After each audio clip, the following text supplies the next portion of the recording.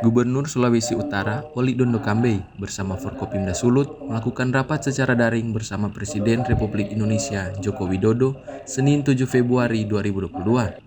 Dalam rapat tersebut membahas tentang kenaikan angka positif COVID-19. Kepada media, Gubernur Oli menjelaskan tentang kesiapan pemerintah daerah, kabupaten kota, dan provinsi dalam menangani COVID-19 dengan menyiapkan tambahan tempat isolasi terpadu. Begitu juga kepada para pelaku perjalanan baik darat, laut, dan udara. Diimbau untuk menerapkan protokol kesehatan yang ketat dengan tinggal dulu di rumah. Hari ini saya ada koreksi kembali itu surat edaran, bukan semua orang datang ke orang karantina. Ya, sudah ada revisinya Pak. Ada revisinya, sudah ada. Itu salah satu.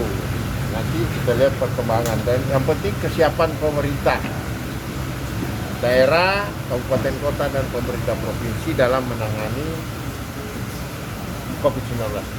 Jadi kita harus siapkan semua tempat isolasi terpadu. Ya, Pak. Makanya kita lagi mau kerjasama dengan TNI Polri. Ya. TNI Polri untuk tempat-tempat asrama TNI yang belum dipakai, kita akan siapkan untuk Berarti pelaku perjalanan cuma cukup periksa antigen. Oh iya dong. Sudah tidak perlu karantina. Kita menghimbau yang perjalanan dari luar, dia harus memeriksa kesehatan yang ketat. Paling tidak dia tinggal di rumah kan.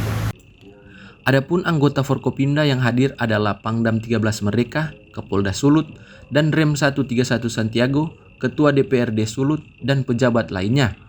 Paul Baule melaporkan untuk Kawanwa TV.